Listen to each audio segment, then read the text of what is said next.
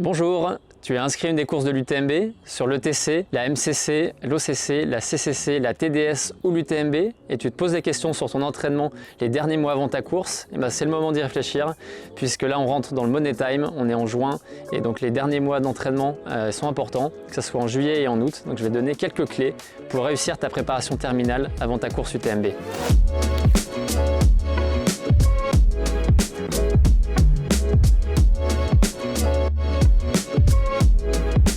Je suis Romain Adam, cofondateur de l'application Run Motion Coach, qui est coach officiel de l'UTMB Mont Blanc 2022.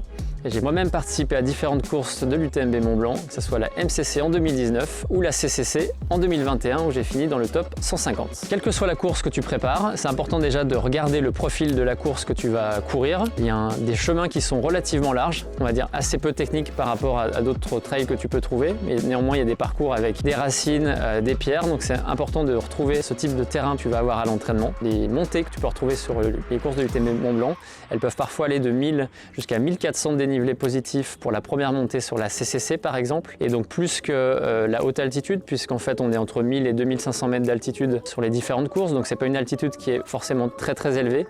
Par contre, ce qui est important, c'est de pouvoir encaisser les montées puis les descentes, puisque tu as un ratio de dénivelé qui est relativement important, et donc ce qu'il va falloir travailler, c'est ta résistance, et notamment musculaire, pour être prêt, quelle que soit ta course. Là, j'ai envie de te poser la question, quel a été ton entraînement jusqu'à présent? Il peut y avoir deux cas. On va dire le premier où tu es satisfait du volume horaire que tu as réalisé ces dernières semaines avant cette période du mois de juin. Par exemple, sur les différentes courses, on va dire plutôt petites, ETC, MCC, 5 heures d'entraînement, 5 à 7 heures peuvent être suffisants. Par contre, il faudra monter jusqu'à 15 heures d'entraînement dans la semaine, entre 10 et 15 pour des courses comme la CCC et l'UTMB par exemple. Donc si tu as respecté à peu près ce ratio en termes de volume horaire d'entraînement jusqu'à présent, déjà c'est très bien. Je peux quand même te donner un conseil, c'est de te préparer et de faire quelques sorties d'entraînement la nuit, puisque sur les différentes courses, en tout cas sur la CCC, la plupart des coureurs passent une nuit dehors.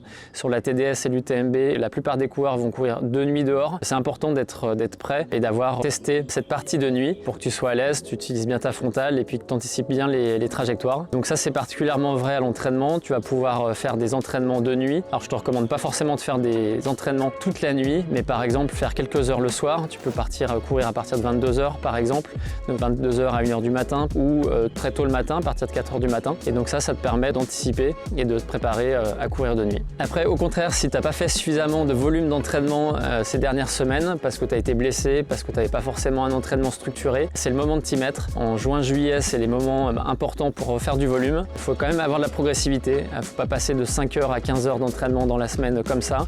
Tu peux ajouter du vélo par exemple pour avoir du volume, mais éviter d'avoir trop de choc. Et puis, on va te conseiller de faire des week-ends à la montagne, par exemple sur 2-3 jours, pour aussi rajouter du volume et puis habituer ton corps à des efforts plus longue distance. Dans les deux cas, que tu sois bien entraîné jusqu'à présent ou pas suffisamment jusqu'à présent, ça peut être intéressant de faire une compétition, un trail en mode course, c'est-à-dire dans un cadre sécurisé avec des ravitaillements, avec un encadrement. Donc ça, c'est quelque chose de rassurant et c'est quelque chose qui te permet de répéter, tester aussi ton matériel. Si tu cours par exemple la CCC ou l'UTMB, tu peux faire une distance de 80 km entre le mois de mai et mi-juillet, on va dire. Pas trop tard parce que sinon ça peut occasionner des fatigues, mais jusqu'à mi-juillet, tu peux carrément le faire. Et puis après, sur des distances plus courtes, comme par exemple sur l'ETC, la MCC ou l'OCC, tu peux aussi faire des courses de 20 à 40 km jusqu'à fin juillet, parce que là, tu vas avoir un peu plus de facilité à récupérer.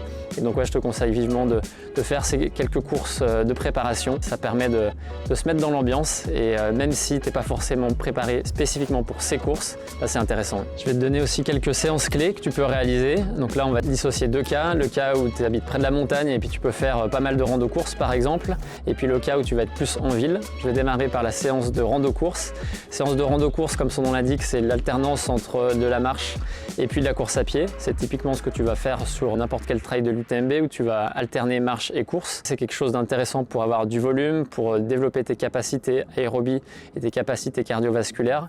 Donc ça, je te recommande de faire un maximum de rando-course à l'entraînement. Tu peux aller jusqu'à 5 voire 6 heures si tu prépares l'UTMB par exemple. Pas forcément plus parce que sinon ça occasionne beaucoup de fatigue. Et si tu veux aller chercher vraiment du volume, tu peux rajouter à l'issue de cette rando-course 1 à 2 heures de vélo. Et là, ça te permet d'avoir un entraînement vraiment costaud. Si tu cours sur une des courses de l'UTMB Mont Blanc avec ces bâtons, utiliser-les, c'est l'occasion de t'habituer à utiliser des bâtons.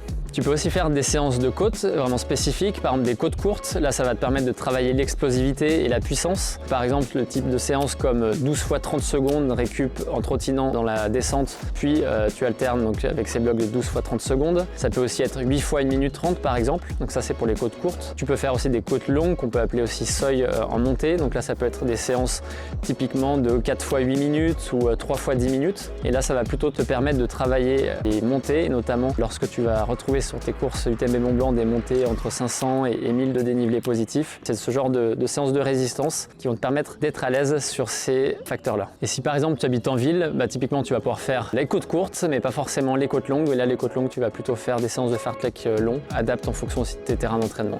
Ensuite la descente qui est important à travailler, ça peut être des séances typiquement de 10 fois 1 minute en descente. La descente ça casse les fibres, ça casse les jambes, notamment ceux qui courent l'UTMB le savent bien, quand on descend sur Courmayeur, c'est là où ça fait vraiment mal au niveau des jambes. Quand on descend sur Trian aussi, ou la dernière descente sur Chamonix, un peu pour toutes les courses, c'est difficile. Et donc le fait d'avoir préparé avec des séances de descente où là on va aller un peu plus vite que sur des descentes en rando course, ça permet de travailler, de casser les fibres et puis d'habituer son corps et aussi sa vision à anticiper, à descendre au mieux sur les courses. En complément de ces séances, tu peux faire du vélo, que ce soit pour de la force ou pour l'endurance. Et puis tu peux rajouter des séances de préparation physique avec de la pliométrie, notamment quand tu es en ville, tu peux le faire dans les escaliers et ça permet de renforcer musculairement sans être forcément à la montagne. Donc là je t'ai donné pas mal de séances d'entraînement que tu peux réaliser, soit tu sais déjà les faire, tu sais déjà comment les ordonnancer dans ton planning, mais tu peux aussi utiliser une application comme Run Motion Coach qui peut te donner un plan d'entraînement personnalisé pour le trail. C'est important d'avoir une phase de construction avec plus de volume et puis dans les dernières semaines un peu plus de jus comme on dit, donc réduire les volumes d'entraînement pour arriver prêt. Et donc c'est typiquement le genre de choses que tu peux retrouver dans une application comme Run Motion Coach. Dernier aspect qui est très important, c'est le test de ton matériel et de ta nutrition, puisque la dernière chose que tu aimerais, c'est d'être stressé sur ta ligne de départ ou pas forcément savoir comment utiliser ton matériel. Il faut savoir qu'il y a une liste de matériel obligatoire qui est demandée sur l'ensemble des courses de l'UTMB Mont Blanc. Il faut idéalement choisir du matériel qui te convient avec des tests à l'entraînement que tu puisses faire au moins dans les 3-4 dernières semaines avant la course. Donc par exemple, il faut pouvoir tester tes bâtons, c'est important, ton sac d'hydratation, ta frontale. Parce que j'ai une anecdote par rapport à ça. Sur une des courses de 100 km que j'ai réalisée en Haute-Savoie, j'avais oublié de recharger ma batterie et puis ma deuxième lampe de rechange était un peu défectueuse. Donc je me suis retrouvé au bout d'une heure de course sans lumière. Heureusement, j'avais un ami qui m'a prêté sa frontale, mais on n'est pas toujours avec un ami ou avec une frontale de rechange au bout d'une heure de course. Donc ouais, c'est super important et en particulier la frontale de pouvoir tester son matériel avant la course.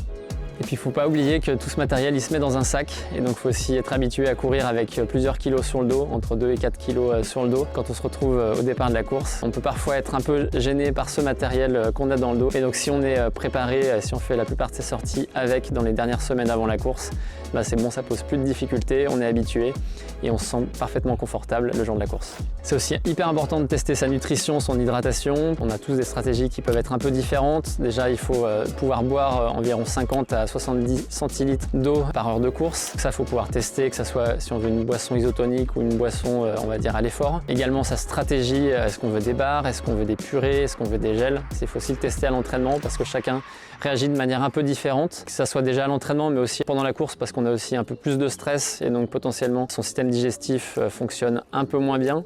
Donc ouais, tester tout ça à l'entraînement, c'est très important. En conclusion, la pire erreur que tu pourrais faire, c'est qu'au mois d'août, tu en fasses trop. Par contre, c'est en ce moment, en juin-juillet, où tu peux faire le volume nécessaire, donc profites-en pour faire le volume dont tu as besoin pour réussir ta course. Oublie pas que tu as une chance incroyable de participer à une des courses de l'UTMB Mont Blanc autour d'un magnifique terrain de jeu qui est le Mont Blanc et son massif. Je suis sûr que tu arriveras à trouver des ressources, à te surpasser, parce que c'est une des courses mythiques et magiques. Pour ma part, je cours aussi une des courses de l'UTMB Mont Blanc, en l'occurrence l'UTMB. Ça va être donc sur le 170 km. Je vais essayer de faire moins de 30 heures, arriver avant minuit le deuxième jour et puis finir donc dans le top 100. Indique-nous en commentaire la course à laquelle tu vas participer et quel est ton objectif. Je te souhaite le meilleur dans ta préparation et on aura peut-être la chance de se croiser au départ d'une des courses de l'UTMB Mont Blanc.